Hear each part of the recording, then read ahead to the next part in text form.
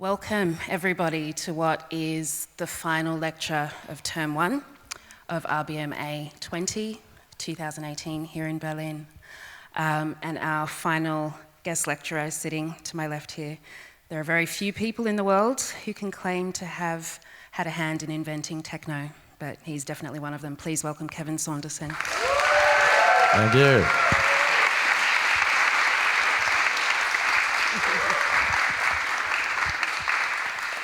So as I was trying to figure out where to start with taking an overview of your entire discography, all of your projects, all of your aliases, and it gave me an opportunity to really examine everything that you've done, and the word that kind of kept coming back to me was inspiration. Inspiration in the sense of a process of intaking information, absorbing it, digesting it, having that be the catalyst to create other things and having those things go on to influence other people. So we're probably going to spend quite a bit of time talking about Detroit and also the year 1988, because I think that was an incredibly monumental year for you, musically and professionally. But before we get there, we should go there.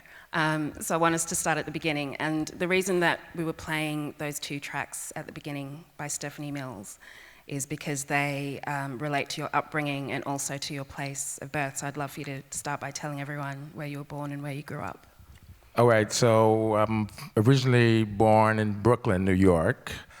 So I grew up there probably till I was like 10, 11, 12, right around there, 10, 11. So, I'm from New York originally. My mother's from Detroit, and she moved to New York, and I was born there. And what was it that took you to Belleville? Because when you left New York, you didn't move to Detroit proper, you moved to Belleville, which was kind of a satellite city of Detroit. What were the circumstances? Yeah, Belleville was a suburb of Detroit. It's about maybe 30 minutes away from downtown.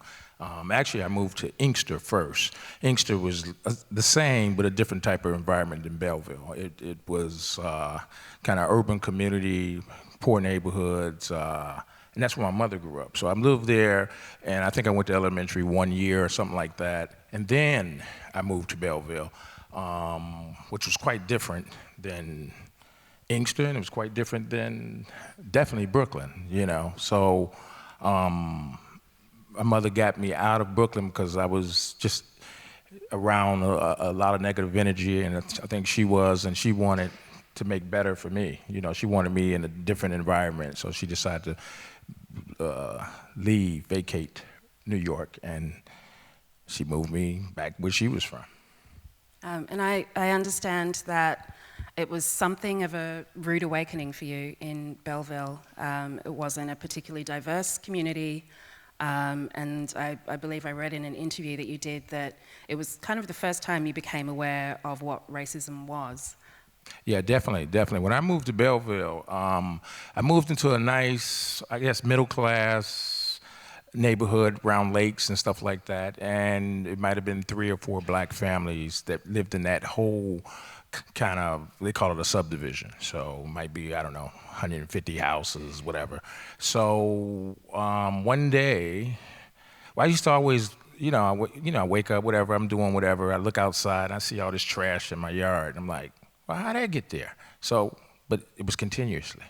So one day I was outside and I heard, you see cars go by, whatever, and these cars go by and they blur out these words like nigger, nigger, nigger. And I'm like, I didn't really know. I didn't know at that time what racism was. I didn't know what the word meant, but I watched this movie called Roots, and that's when I got my kind of first education about slavery and then about racism, and then I put 2 and 2 together, and I could tell that these people didn't want me in this neighborhood. So that's kind of when I first moved into Belleville, the first month, 2 months, that's what I got when I first moved there. And I believe that you were quite a natural when it came to sports, like various sports in school. Was that something kind of a bit of a refuge for you, perhaps, like for this environment, or like what was your Well, start? Belleville was a different type of city compared to New York. It was like seriously country, very green. I didn't have any friends. Like, you gotta think, when I first moved there, I'm like, even school hadn't started for maybe a couple months, the beginning of the summer. So like, I didn't know Derrick or Juan at that time either. Just didn't know nobody. So, you got lakes, you could fish, and there's not much you can really do. And I sure wasn't making music at that point. So once I got to school and finally went to school and started going to class every day and all that, sports became, I became interested in sports because I was bored, in my surroundings, and I needed, or I wanted to do something, that was interesting to me. So that became my thing. And meeting Derrick, I met Derrick through sports. I met him in junior high. We were 12, 13, and that's how I first met Derrick May. But you didn't get off to the best start with Derrick May, is that right? Yeah, well, in the beginning, it was okay, but maybe about a month or two later, you know how you become friends with somebody, you meet them, you think, okay, I hang out with this guy. So about a month or two later, we made a bet, like we betted on a football game, and he lost. So, but he didn't want to pay. It was whatever, $5. And he was acting silly. Oh, no, I'm not gonna pay. So I got mad. I got aggressive, and I had to punch him a few times. Basically, I beat him up. Okay, that's how we actually really became friends. I mean, for real. That was, because sometimes it takes that for somebody to respect you, and we had that. All of a sudden, he had that respect, and then I wasn't a guy to try to bully people. I was big now, but I was, a nice guy. I like to get along with everybody. So we became friends from that point. I think this is probably a good point to look at photo number 1. It's going to come up on the screen behind you. Talk us through who's in this picture. Obviously, that's you on the left there. Well, that was the promotion for the compilation. Well, I want to say Face Magazine or some magazine from England came to Detroit, and they want to take pictures. And this was like the beginning of the whole interest in our music,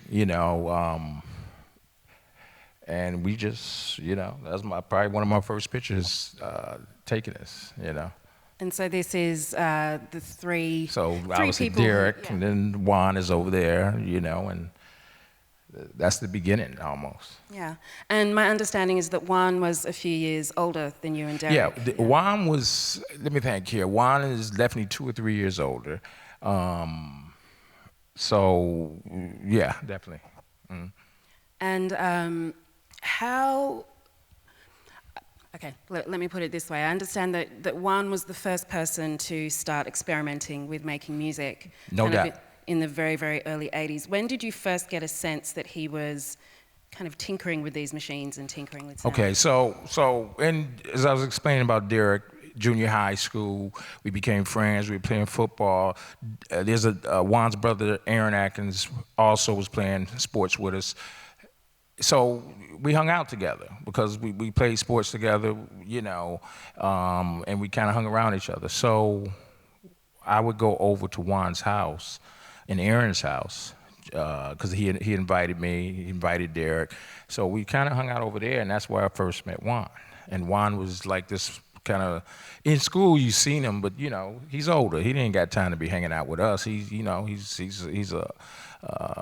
just older, different at that time, thinking about different things, thinking about moving on and, in high school, thinking about chicks, whatever, stuff like that. So we just sports geeks. So going over to the house, that's where I met Juan. And Juan, he stayed distant. He didn't even say hi, it was like, that's my brother Juan, that was it. So after, I seen like different pieces of gear or tape decks back then, like 8 tracks and cassette, like stacked on top of each other. So he was already like doing something different with these machines that I was used to seeing them. You know, you see, you know, just a regular set, of 8-track and, you know, maybe a receiver and a turntable or something like that. So he had like multiple units doing whatever. I didn't pay attention that much, but that's what I first caught this taste of he was doing something different. So that was kind of the beginning of that part, but it evolved over time and over years of just being around the house and Derrick. But it really grabbed me more or less when Juan started making music. Derrick actually moved in to my house when we were in high school. So we're talking like 3 years later. We're in high school now. Derrick moves in with me for like 4 months. His mother decides she's gonna move back to Detroit, but she wants Derrick to finish out the school year with, you know, at the same school. She didn't want to take him out of school right then. So she asked my mother, he moves into me, and that's when the musical part started to, that was really the beginning, I would think, of the connection with music and even my roots in New York, because even though I was young, I used to go back to New York still to visit my brothers, other relatives, and then, you know, I listened to the radio, WBLS or WLBS, and all that. So we had a connection musically. We started talking about different acts, and Juan was at the beginning of making music, and Derrick was trying to explain this to me, and Derrick was like his biggest fan and kind of protege at that point. So you mentioned that you were still traveling back to New York periodically, and I believe towards the end of your high school years when you were visiting New York, you were going to one particular club. Which club was that? Yeah, I definitely went to the Paradise Garage at least 3, 4, 5 times, and it was towards the latter part of my high school year before I went to college. Got to experience Larry Levan in the Paradise Garage for sure. Quite amazing experience, not knowing at this time too that I was gonna be making records and making a record that actually Larry could play. But I was just so inspired by the atmosphere, the sound, just the music, the feeling I got when I went there. You know, I got there, whatever, 1 o'clock in the morning, I left at 12, you know, so definitely. And the first track that we played as people were walking in was by Stephanie Mills, called What You Gonna Do With My Loving, which is a song that you ended up covering with your project Inner City in the late 80s, but we'll kind of talk about that a little bit more a little bit later. Kind of going back to Detroit around this period while Juan is experimenting, you and Derrick are communicating in the same space, talking about music. And I believe at this point, for all of you, the Electrifying Mojo played a huge influence as well. It'd be great if you could explain to the participants who he was, or who he is, rather. Yeah, so when Derrick moved in with me, probably the first night, you know, okay, I don't know, 11:30, whatever, I'm like, I'm going to sleep. He's like, you going to sleep? No, man. It's time for the Electrifying Mojo. That's what he told me, right? I hadn't heard of Mojo. I had no clue who Mojo was at this time. So I was like, okay.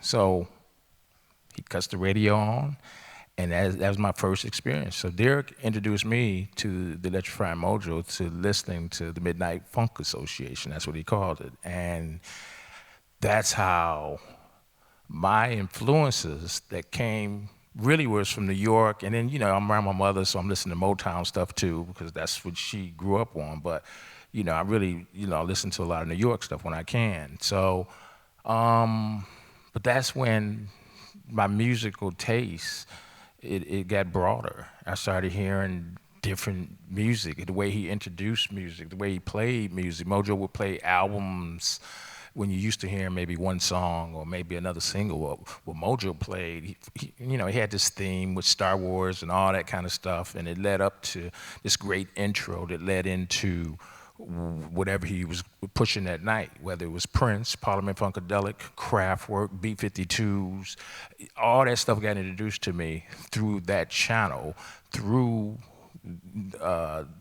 knowing Derrick, and that's how I started finding out about Mojo. And so that became a ritual. You know, I wouldn't miss his show.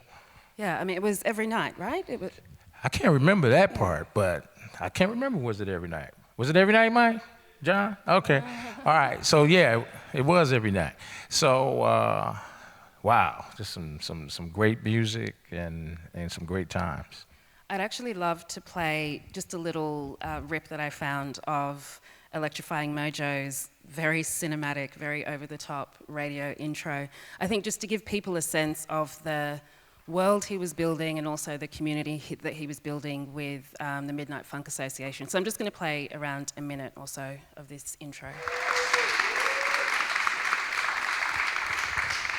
And that's just a fraction of that particular intro. Could we look at photo number 8 on the screen, actually? So this Midnight Funk Association was an actual card-carrying membership. Were you a member? I was a member just because I was listening and I was just into it. That's all that mattered to me, you know. Yeah. I don't even know if I knew about the card, so, you know. Yeah, I found this one deep in the internet. But I think something that I love about this Midnight Funk Association community is the idea of people signaling to each other, like switching on the porch lights or even honking their horns at midnight. Honking horns, flashing lights, definitely. And creating this sense of community and people being connected through the music. So was he somebody that you talk about, like at school, you talk about the tracks that you'd heard, etc.? Yeah, definitely. We definitely would talk about the tracks, especially if you heard a new album or new Parliament Funkadelic that you hadn't heard, or like, you know, it was just amazing. Then you heard music that was completely different. Like I said, B-52s and, you know, all that kind of stuff was just like, you know, just so way out from what standard radio was playing, and you didn't want to hear any other radio besides something like Mojo. Did you ever meet him in person? Oh, definitely, of course, I met Mojo. I mean, as time went on, I mean, Mojo did his segments with just featuring inner city, like, and I was like, wow, this can't be real. So definitely, yeah. Well, before we get to inner city, I want to try doing something and creating something of an audio family tree, because around like 86, 87, I believe, is when you started observing and watching and eventually joining in, making music with Juan and Derrick, but also other characters like James Pennington Santonio Eccles, etc., etc. And I think it's really interesting to hear various kind of hallmarks and sound signatures already starting to emerge at that point. So what we're going to do is just listen to like quite short 30 to 45 second grabs of particular tracks. The first 3 are Juan and Derrick. I'll let you know what those are. And then the second lot of 3 are tracks that you, Kevin, were involved in. And I feel like you can already hear the eventual traces of inner city starting to kind of assemble. Okay, so the first track we're going to listen to is Juan's very famous debut under the name of Cybertron. So that was Clear by Cybertron, aka Juan Atkins, from 1983, which is kind of hard to believe. So just a couple of years later, Juan and Derrick released a record under the name X-Ray, and I'm going to play a track called Let's Go. And I believe when I was kind of doing research about this that you were kind of observing them, like it took them a few months to make this track. Do you have any particular memories about this track? Are you speaking of X-Ray or Clear, or both? X-Ray. Okay. Yeah. All right. So at that time, when X-Ray was being made, we all were. When I say we all, I had equipment, and Derrick had equipment, and Juan had already had a few releases with Cybertron, and actually. He was on to he might have been on to Mono 500 as well. So, I mean, I've always was observing the whole, once me and Derrick, there was a point where Derrick moved to Chicago. So as the Chicago movement was in its early stages, we kept in contact over the phone. This is like 1982, okay? But Juan's got records out, Cybertron, obviously Clear came out in 83. So the 82 was the beginning, 82 going into 83 was really my beginning as far as my inspiration and changing my path. I was playing football and I decided like, oh, I'm gonna be a DJ. You know, I hadn't thought about the music part, but I knew I was gonna be a DJ, and I was trying to figure it out. So that was kind of before X-Ray, because X-Ray might have came 2 years later. So there was a lot of stuff going on before we even got that far. But by we got to that point, Derrick was. Yeah, he was working on tracks. He had a place downtown near Wayne State, and he had some equipment. I had some equipment. Eddie Folks had some equipment. Juan, we all had pieces, you know, of equipment. And sometimes we would bring it together. So you would, you know, if he needed me to bring my 909 or whatever, then I would bring it down to his house, and, you know, so tracks got formulated like that because now you can complete a track because you had the equipment. So I was around when everybody was making their tracks. I mean, Juan kind of was just in his own world. He was well above us, and as far as, you know, his knowledge, his skill level, and he had records out. But that was kind of the beginning for Derrick, for sure. And I'm trying to think. I think Eddie had a track that he was working on. Like I said, we all were working on music. Eddie's track, Derrick, X-Ray was probably finished before Eddie's track, but Juan wanted to release Eddie's track first. So that's what I remember. Yeah, and it's interesting to kind of like go through Discogs and try to figure out the lines, but it's all like overlapping. It seemed like everyone had their own record label, everyone was bringing their friends in to collaborate. So actually, this is probably a good point to ask about setting up record labels, because from the start you had KMS, Juan had Metroplex, Derrick had Transmat. What did it mean? What was the significance of having your own record labels like this early in the game? Okay, so yeah, Juan had Metroplex, then Derrick led into Transmat. Actually, my first record came out on Metroplex. It actually, the first version came out on Metroplex record, and I was kind of observing, and I was like, well, shoot, I could do that. I can give it to the DJs. I can promote it. I want to do it myself, because, you know, I felt like I wanted to control what I wanted to do with my record. And then I could tell, like, I gave it to Juan, and I felt like I didn't know what was going on. So I was like, Juan, I want my record back. And, you know, he was cool about it. He was cool, and he said, no problem. So I got it back, did some remixes, and that's when KMS started, you know. I started that. So I wanted to start because of the reason I just said. I wanted to be able to, I didn't want nobody to tell me how to put my music out, how to play it. I wanted to control that, and I didn't want to be tied to anyone else's timeline. So this is the Cream release you're talking about, which, okay, well, let's fast forward to this first instance of you getting a production and writing credit on a record. So this is you and Juan Atkins as Cream. I'm going to play the track Triangle of Love, which I think has like it's like a direct predecessor for what kind of comes later, particularly with the use of vocals. So let's listen to a little bit of Triangle of Love. So that was a little bit of Triangle of Love by Cream. How did that track come together? Because to me, I can definitely hear elements of the kind of music that you'd be hearing at Paradise Garage, like especially the vocal. How did that all come together? Well, you know, I like vocal music. I like melodies. I like melodies, and I thought about Paradise Garage you know, and when I decided I was gonna make my first record, I wanted to be a vocal record, you know. I fell into that path. So, you know, before the vocals and trying to put this track together, you know, it was really just a lot of drums and different elements. The musical part really didn't come in until later, and Juan played a very important role because, you know, first of all, I had a different bass line. So Juan changed the bass line.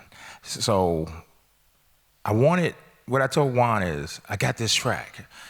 I feel like it's almost finished, but I don't know how to finish it because at that time, my production level was nowhere near like Juan's. I know how to do some drums. I can maybe play a bass line and, you know, hum out a melody or to get a keyboard player to play it for me like I think I want it. But I got all that, and I got like 8 tracks. So I'm working with a Fostex 8 tracks. I got 7 tracks actually, I think. So, because you got to leave one for the sync. But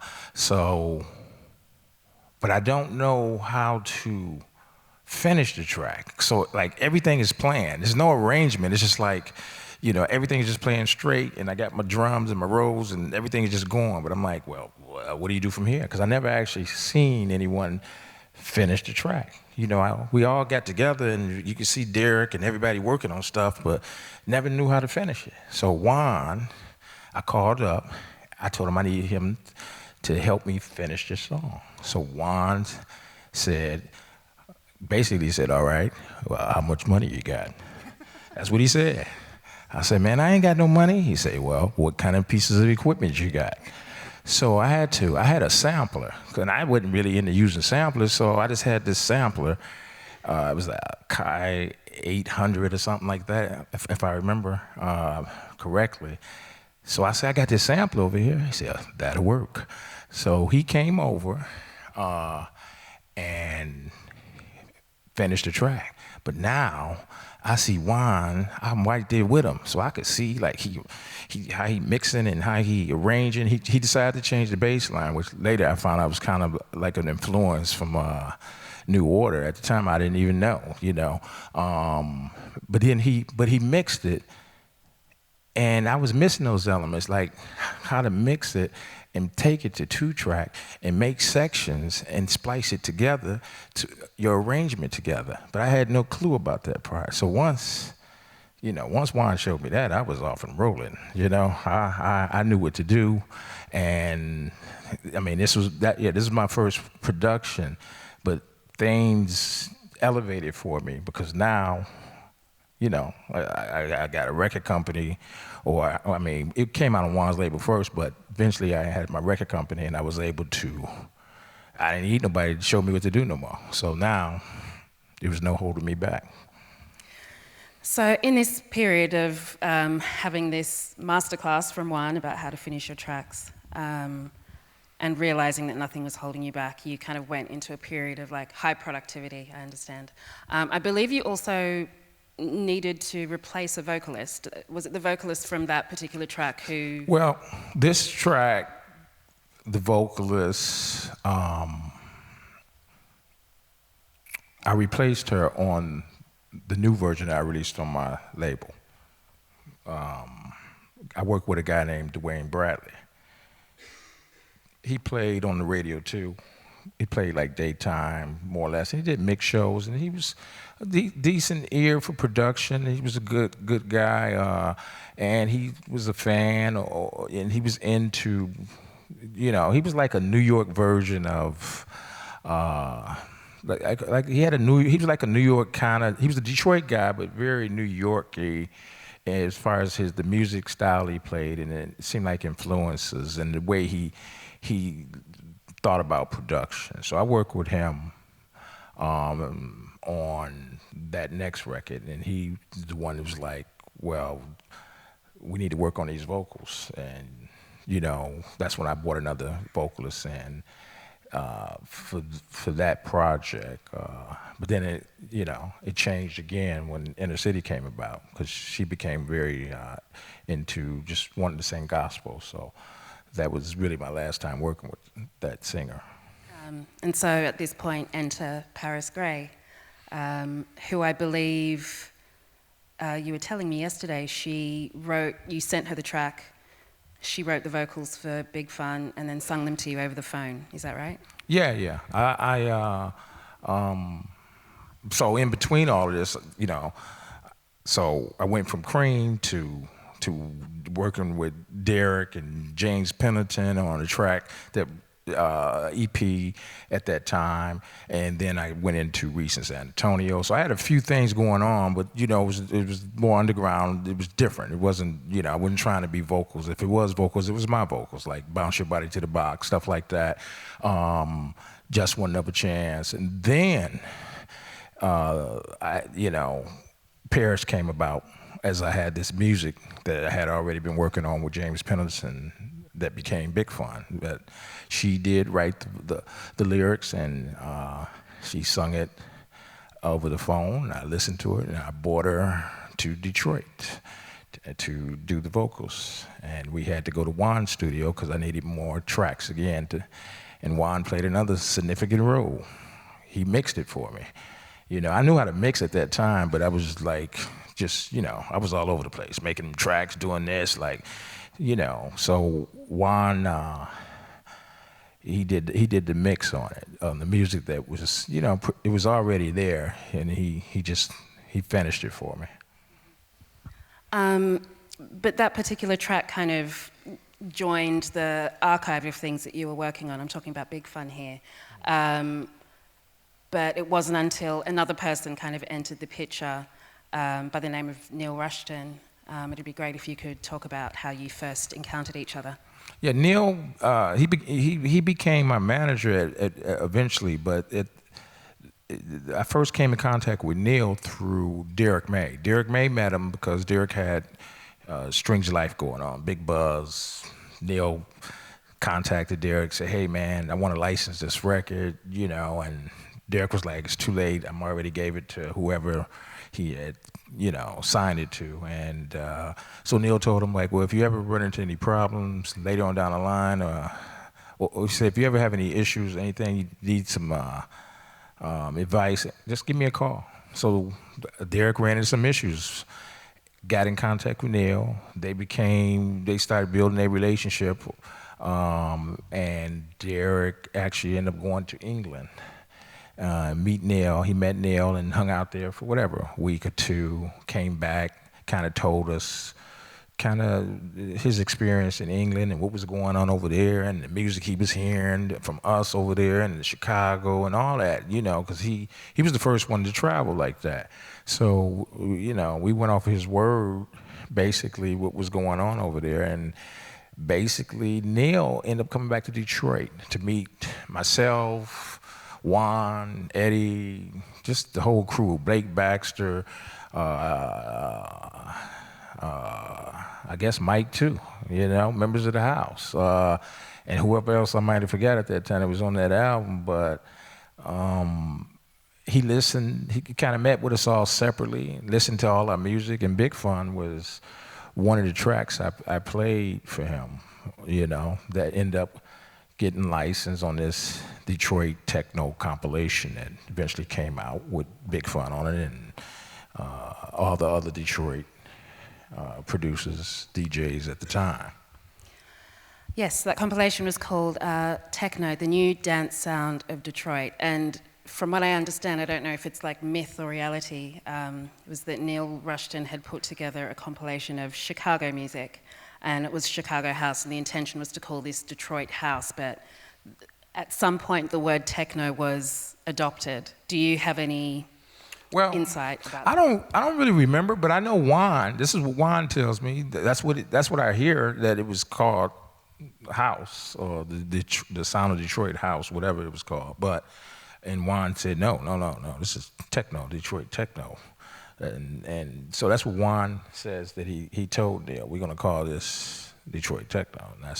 And Juan always called it techno. I knew techno from Juan from the very beginning. I didn't even know the word techno until I heard Juan say the word techno. So, and that was always his theory. It's great to hear you speak so with such reverence for Juan, because the three of you, you're known as the Belleville Three, Juan, Derrick, and yourself. But within that, you all have your like your superhero names. Like so, Juan is the originator. Right. Derrick is the innovator, right. and you are the elevator. Right. And I think this would be a fantastic opportunity to watch a couple of videos from this compilation. The biggest hit, which went on to become a single and turned into this amazing video that we're going to see, was Big Fun. And I was so thrilled that I watched this video closely last night and asked you earlier if that's you dancing in the background, and it definitely is. So let's have a look at video number 3, which is Inner City's first single, Big Fun. So that was the video for Big Fun by Inner City. You said you hadn't watched that video for a few years now. What's it like seeing it back again? Bring back some amazing times. Just a great time for music and how things evolved. It moves really quickly, and 1987 is when I put my first record out on my label. 1988, I'm having like this huge hit success, like a year or so later. So it's just thought it was a dream. I mean, did you have a sense of how things were changing for you, kind of coming from this like hotbed production community, and then having a breakout hit like Big Fun, which is being consumed almost like pop music, where it's all about the performer and the performance? Like, how was that transition for you and for Paris? Well, I mean, I want to stay in the background pretty much, and that was always my whole thing. Yeah, exactly, just like in the video. But, I just wanted to make music, and I wanted to be this great DJ, It did change things for me because, it was like, I had to go on these shows and do all this, like, Top of the Pops and stuff like that, which, at the beginning I definitely wasn't comfortable doing. But I did it because it was, it was kind of the beginning. I had to learn my way, and I was a developing artist. I was more a producer than an artist, for sure. I was like, I didn't have the vision to want to be that kind of artist, But it happened because of my inspiration, because I was blessed, and the timing, and I wasn't one-dimensional either. I like different forms of music. I like the dark, dirty underground shit too. But I like to sing a song too. So and feel it in my soul. So because of the success, it came with it. Speaking of Top of the Pops, we do have a little clip of that I'd love to play as well.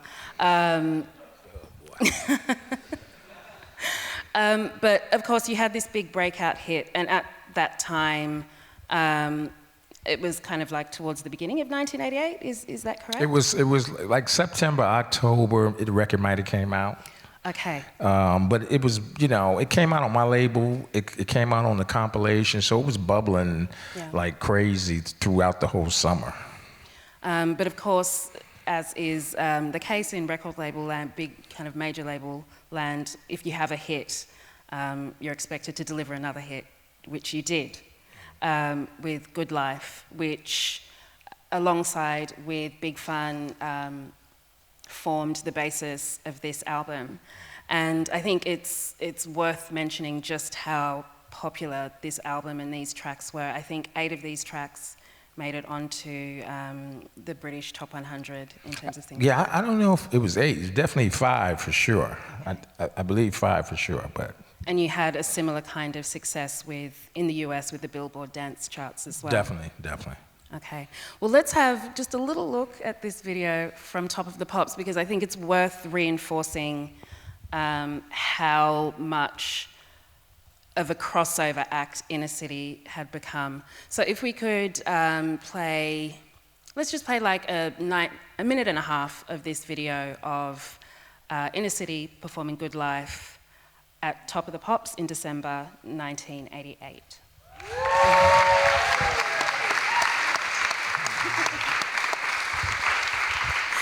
What are your memories from that? Do you have any memories from that? Were you kind of directed, told what to do? Just felt uncomfortable, a lot of anxiety, like, what the hell am I doing up here? I mean, really, that's how I felt, you know? It's funny because you're just like endlessly queuing this one record in the background. It's amazing. You know, it was moving so quick. And, you know, I'm a studio producer, you know, so it's like, you know, you're out of your environment really because, you know, you're not in the studio. So, you know, things have changed obviously now. You can basically take your studio on the road with you and, you know, perform, you know, and do stuff that you at least used to doing or that you do in the studio. But, you know, it's still a great experience. You know, and, you know, Paris was the star. She needed to be the star, and you know, I just, you know, played whatever role I needed to play to be a part because I was a part. Okay, so you talked about you were a studio person, you wanted to be in the studio, you were in the studio. Yeah. So I think this is probably a good time to follow another pretty epic line of your discography. I didn't realize until you mentioned this to me yesterday, but you are credited with creating the first like dance remix, like in terms of not just doing an edit, but essentially like gutting a track and reforming it in a kind of a different context. So it would be great to hear a little bit about this work that you also did in 1988.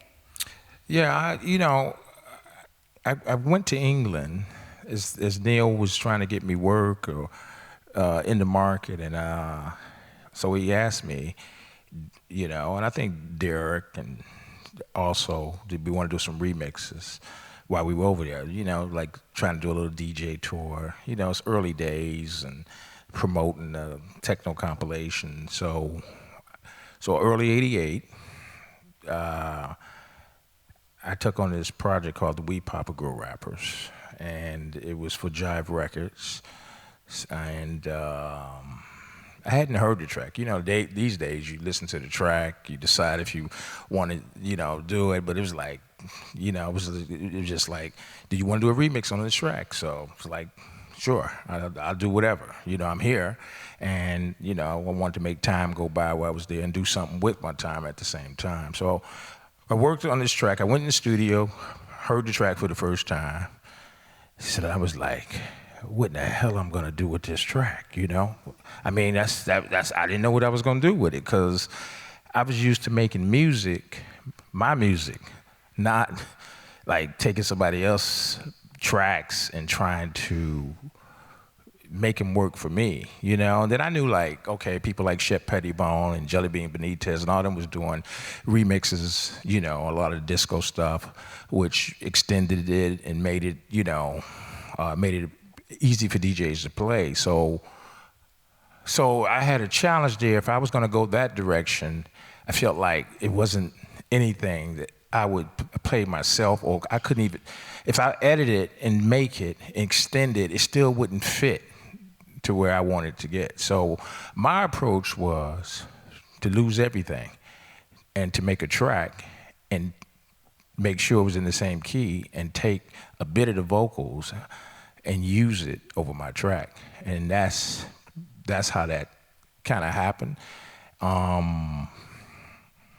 And then it was like the first time that had happened. So like the record company, I mean, when I did it, and instantly it was something I felt like I could play that fit into what was going on at the same time. So the record company, I don't think they actually hated it. They just couldn't believe it. And the artists couldn't believe it as well because, like, you know, the producers was Finding Cannibals, I think, of the actual track. And they wasn't very happy about it. But somehow, I guess they let some other people hear it. They gave it to some DJs, and it just, you know, it blew up from that. And all of a sudden, I'm doing all these remixes, kind of just following the same format, and other people are following that, and that's how that ended up happening, basically. The inspiration begins again with the remixes.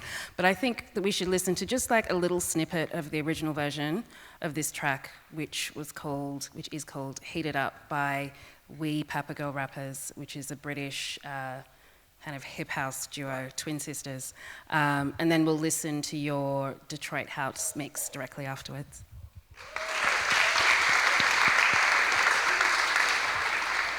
So that was the Detroit house mix of We Papa Girl Rappers. Where did you start with this track? I mean, you talked about wanting to strip all the bits that you didn't want away. Do you remember how you actually made it? I just used the vocals, and I had to use some trigger device. I can't remember what it was, where I could sample like 30 seconds. No, not 30 seconds, like 5 seconds, 10 seconds, something like that. You can only do that amount, and then I was able to trigger that vocal to make that it's like that layer, it's like that. So I think I started with that, working it over some drums, and I got a TP-303. That might have been the first or second time I worked with a 303, and just filled it out, built drums, little bass, and just kept working until I felt like it was working. What's your working process like? Because you seem to be somebody who is especially prolific and working on a range of things, particularly around this time period. Are you a start to finish kind of person? Do you have numerous projects going at the same time? Has your process changed over time? Well, back in those days, when you went in the studio, when you came, and I got a 24-hour block, I was done within 24 hours. Sometimes I was done in 12 hours. The only thing that kept me from completing a project was if we had technical difficulties. And there was plenty of technical difficulties with using tape if you need to use anything from the actual track, or you need to really use the vocals. So, you know, didn't have the technology that you have now to do it. And then, you know, I had all the time in the world. You know, I was, you know, young, and I didn't have any commitment, so I could just work endlessly in the studio as I did back in Detroit. And that's why, you know, I had all these tons of alias, because I just kept making music, and I was like, I'm just gonna put that under that brand, I'm gonna put it out under that, because I just wanted so much music to come out. So that was my approach on remixes. And I think now, you know, if I make a track, I will sometime play it. I make it just for me, and I might play it for 2 or 3 months, just playing it in my sets before I even revisit it. It's a different approach, you know. With technology, you can test stuff out a little different. It's a different time now. So it's, you know, I think it's people tend to take their time with tracks a lot more than we did back then. I mean, even me, but my time is, you know, I'm all over the place. I'm still playing all around the world. I have a family, so, you know, I try to balance everything. And, you know, I don't have any super commitments to finishing anything, because I don't really have to unless I feel like I need to. And then when it's finished, it's finished. Or when I feel like it's finished, it's finished.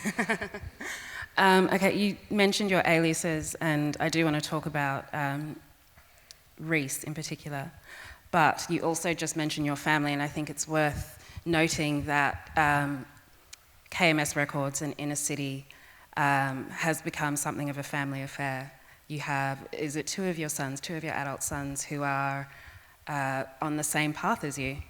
Well, okay, so Dantes, one of my sons, Dantes, he runs KMS more or less than me now. He's A&Rs. It puts out records every now and then. I'll bring a record into the whole pot and say, hey, we should put this out. But he also is, you know, he's partnered up with Inner City. So like the new music, you know, we got a track out now. We got a track coming out in another month, I think. Anything that's new from Inner City, he's doing like 90% of the music, and he's moving on with that project. There's no longer, Paris Gray's no longer part of Inner City because she's basically retired. So you know, he wanted to take on the project. I thought it was good, and I give him some coaching, and I'm still a part of that. But you know, and my other son, they work together on tracks as the Saunderson brothers, and they work individually too. So, it's a family affair too, and we have a studio that never stops. So I guarantee you somebody's using it right now. Okay, let's revisit one of your aliases, Reese. I'm going to play a little bit of a little part of a track called Just Want Another Chance, and this is also from 1988. And then we're going to talk a little bit about it afterwards. So that was Just Want Another Chance by Reese, which is one of your aliases. Tell us about that bass line in that track.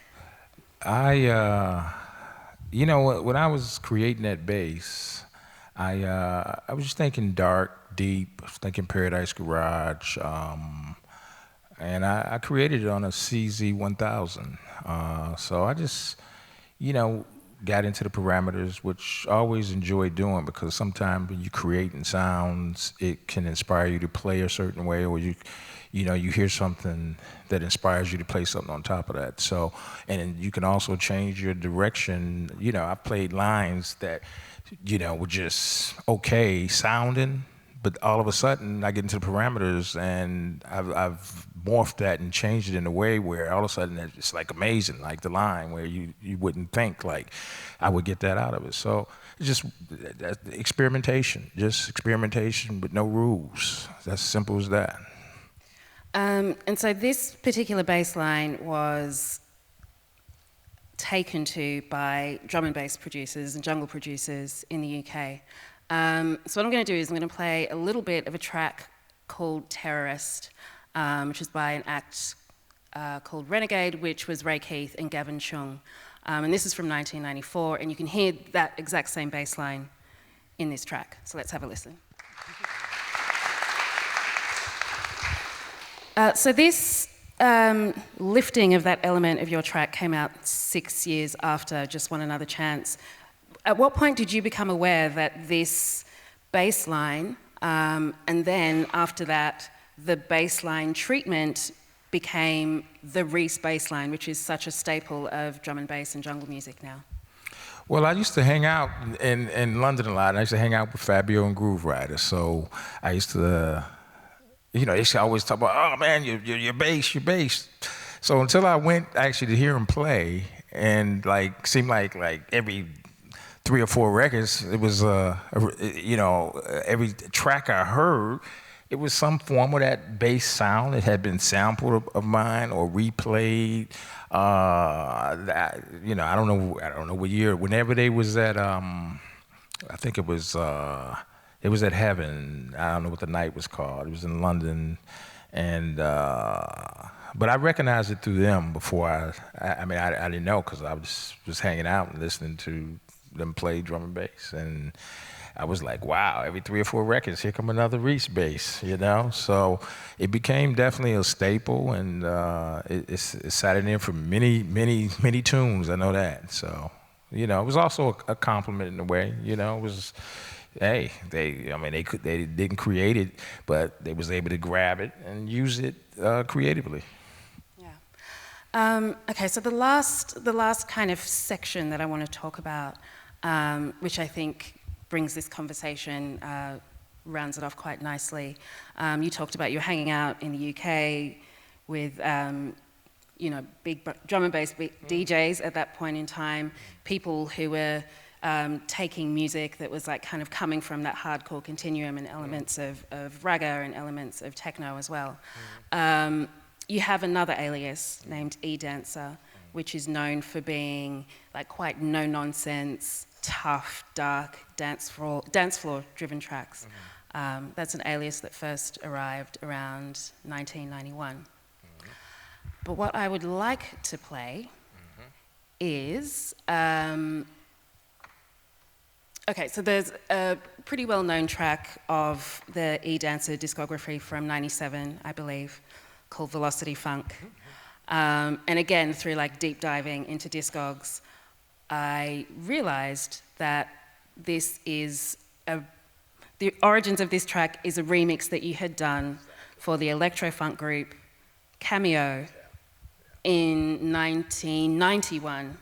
So this kind of period of like the late 80s, early 90s, where did you find the hours in the day? But also, how did this remix come together? Because you specifically called it the hardcore mix, so you were making a nod to the stuff that was going on in the UK, which was influenced by what you'd been doing. So tell us all about it.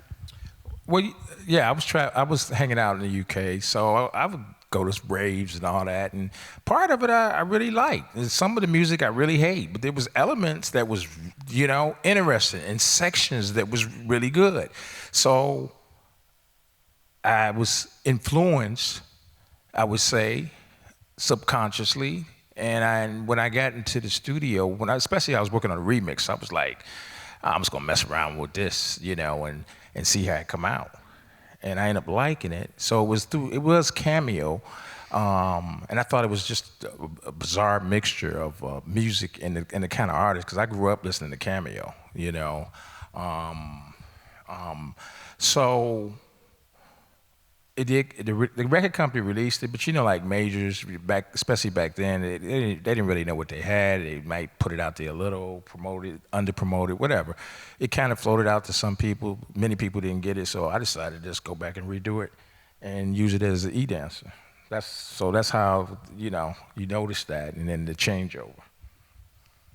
Okay, well, let's listen to a little bit of the original of Money by Cameo, and then directly after that I'm going to play Velocity Funk, and then we can wrap up before we open it up to questions.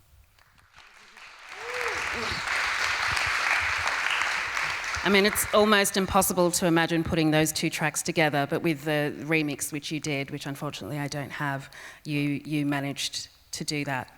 But what I want to do before we open it up to questions is ask about how inspiration and reiteration is still continuing with you. Like, I know that with your e-dancer project, you put out an album in 1998 called Heavenly, and I believe it was last year, or there was Heavenly Revisited, and it kind of continues to iterate itself, as does Belleville Three. You've been doing live shows. It'd be great to get a sense of how all of these strands of your projects are still continuing to evolve now.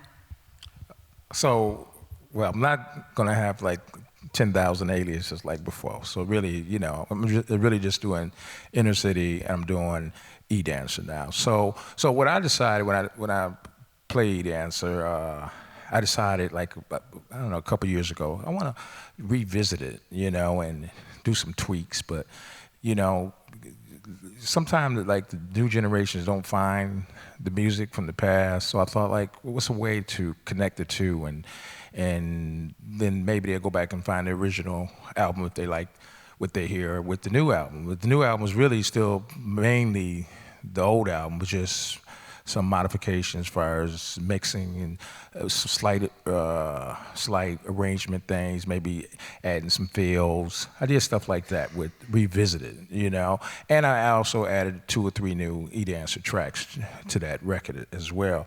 So I just felt like it was necessary. I mean, you know, been doing this for 30-something years, and I thought, like, you know, the music is still great. It's still, I think it's still important. So I've done that, and I've been doing some live shows featuring some of those tracks in some of the live shows.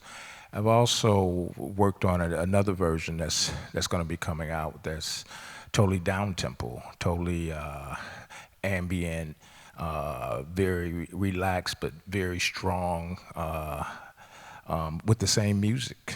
But it's going to surprise people. Very orchestrated. And, you know, stuff like that is a challenge, but it's also, it inspires me to take those chances and do what you want to do and try to do what you want to do and achieve. So I've done that with e-dancer, and some of that will be coming very soon. You know, with Belleville Three, me, Derrick, and Juan decided to get together and tour. And, you know, the original concept was, let's tour and let's like put some of our great tracks together, and let's do a live tour, you know, and go to some of our favorite places around the world, and you know, just do it properly. Something that, you know, we haven't done, and maybe add a few new tracks or tracks by each other, or maybe collab on 2 or 3 tracks and add to the project. Well, the process took longer than anticipated trying to get there. So what we end up doing is doing a DJ tour for 4 or 5 dates, having 3 individual setups. So that's what we end up trying.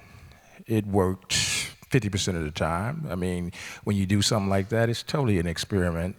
Because you know, you got 3 different minds, 3 different ways of thinking. We're not sitting down practicing and trying to format anything. You know, it's more like whatever happens, happens. You get on stage, either it's gonna sound like shit or it's gonna sound great. And sometimes you have amazing moments too that you cannot recapture either. So, but what we decide is we're not gonna do that. If we go back out together, it will be completely live, playing some of our classic records and hopefully a couple new tracks together. So that's kind of the next phase of that, Belleville 3. Well, hopefully you'll be elevating for another 30 years. Hey, as long as I stay healthy, I'll be here. Please thank Kevin Saunderson for being here.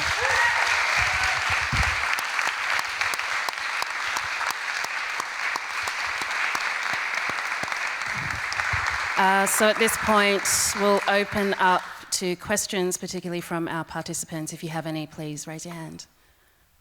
Respect, Kevin. Hey. Yeah, I just wondering when was the moment that you created this timeless techno stuff that has been used at countless time. When was the moment that you created that stuff? When did I create it? Yeah. Oh, man, 1985, 86, 87. I mean, yeah, 87, 86, 86, 87, all that. 88, you know, all that stuff was created back then. But, you know, it still began, it really began in 82. Because, you know, the foundation was learn how to be a DJ. Then it was like learn how to work a drum machine. Then it was learn how to get a sequence and do a bass line. To, you know, and then it was just, you know, adding pieces to the puzzle and learning. So the development really was between 82 and 80, I would say 87 before the first record came out. Hey, thank you so much. I just wanted to ask, is there any particular like contemporary dance music that you're excited about? Anyone you want to mention? I don't even listen to, I don't even look at titles. You know, when I'm musically play something or listen to something, I never look at titles, so I never know what the hell I am. Even if I am, if I think it's great, I really don't know. It's not like the back in the day where I really knew like each record and each artist because I had all that time to you know be educated or really like absorb it. So it's like a different time for me. Like so. When I hear shit, you know, I mean, I hear lots of great music, and there's still plenty of great music out there, but I can't even give you a name or an artist or an act, just can't. You spoke quite a bit about the people who are influencing you as a producer and mentoring you there, but who are some of your mentors as a DJ that helped inspire your style on in that particular format? DJ-wise, okay, Larry Levan, Tony Humphries, Ron Hardy, Derrick May. Even though me and Derrick was like, you know, at the same age, Derrick, especially back then, just did amazing shit that he would take chances and he was ruthless. And, you know, it's almost like being a sports guy, being a competitor at the same time, but having no fear. So that's what I loved about Derrick. Ron Hardy, Derrick was influenced from Ron Hardy. Ron Hardy was the first one messing with the high end, taking out the bass, low end, you know, bringing it back in, the crowd screaming, keeping it out for 2 or 3 minutes, stuff like that. So, you know, that's some of the ones. Could you tell us maybe about the music scene in the sort of late 80s, early 90s in Detroit in terms of were there many clubs? Were you sort of going out? Were you even DJing that much in your home city? Because from what I've heard, sometimes a lot of, you know, pioneering musicians in America have never fully been appreciated in the home country or home city, and I've had to go to Europe to sort of find success. So yeah, if you could tell us a bit about that. So back in those days, the first gigs, like Juan was doing these deep space parties. He kind of had this little following, you know, and it was all urban black kids, basically. At least it was probably 95% just black people from the city going to schools, and then it elevated from that to these kids going to college to also following the music that Juan and then Eddie and myself were creating, Derrick and all of us, Blake, and we were playing also. So the parties we were playing, the parties I was playing, were parties on the campus, like fraternity parties, and events like that. We were actually playing different universities, stuff like that. As far as clubs, there was a club called Cheeks. I remember first time I went there, I heard Al Lester, you know, great DJ. You know, he could play. He was playing back then. We had King Collier playing. Maybe a little later in the 80s or early 90s. I remember having. What else in Detroit? I mean, the Music Institute, of course.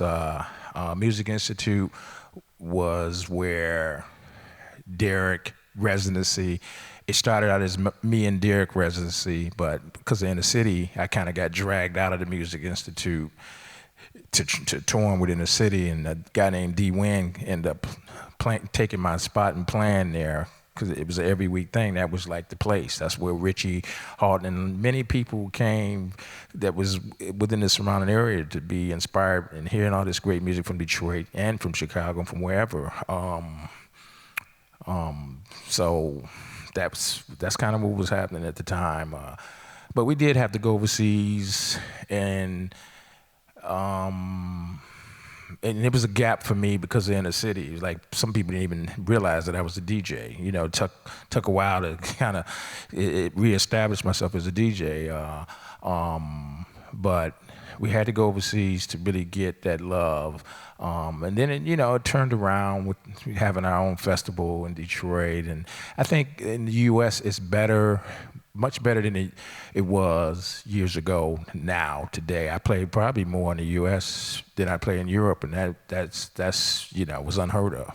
Yeah, no, I just kind of wanted to ask about, just coming from America, and when you guys first popped in Europe, do you remember like the specific moment that kind of happened? And like, was there like a specific person or like a bridge that kind of like helped you guys establish yourselves in Europe? Well, I mean, I would think 1988 is when it really took off, because like for me, obviously I had the inner city success, but I had like Rock to the Beat, I had all this other stuff going on, Just One Other Chance, you had Derrick with Strings of Life, I already had New Photo out, then you had other cats coming in from Detroit, like You Are, as that whole thing started developing. Octave One started developing. Everything started Carl Craig. So, it all happened from the compilation.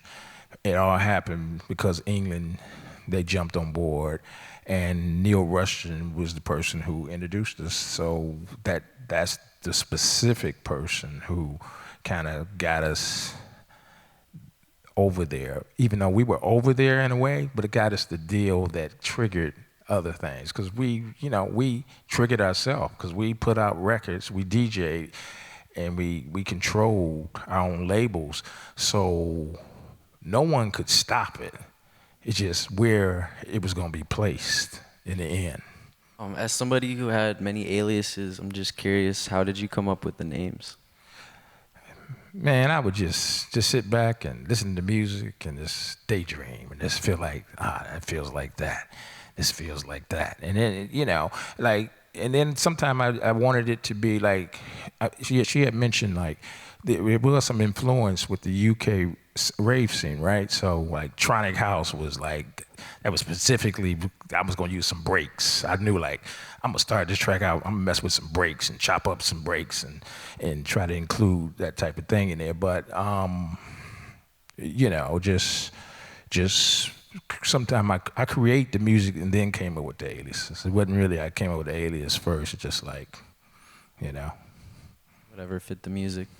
Huh? Whatever fit the music. Yeah, whatever fit the music, and it felt like Reese project. It was more soulful. It was a little bit more down tempo. It wasn't as fast as some of the other stuff. It was different singers from Detroit. I mean, everybody like wanted me to produce them. I can't produce everybody, so I was like, well, yeah, I can put 2 or 3 tracks of you guys together, and you all kind of got this gospel type of effect. And I thought, like, let me do, you know. So that's, you know, you trigger ideas like that, and then you make the music, and it works. Cool. Hi. Stella. Thank you for sharing your story. I wonder, do you remember the first time you played in Berlin, and can you maybe recall how you experienced the techno scene here when you came? Man, I played Berlin. I don't remember the first moment. I remember here's what I do remember. Not as a DJ, I remember as inner city I played Berlin, and I played right when the wall came down. Right? So I remember walking over and getting a piece of the wall, and we did this concert in big, it was like with Kool and the Gang and SOS Band, Inner City, and Diva, what's that? I'm trying to think of her name, but I can't remember, but I did it, I think it was maybe 1989 or 90. So I think that was the first time I even came over here, but I remember distinctly getting a piece of the wall, going on stage, holding it up, and I did it like inner city theme, and like it was really a powerful, magnetic, special moment. So, and then, you know, through the years, I remember coming back, and I seen the scene developing. I remember it being very fast, very dark, very aggressive, but they had a you know, very underground scene going on here. I do remember that. I think that's the final question. So once again, thank you, Kevin Saunderson. All right, thank you.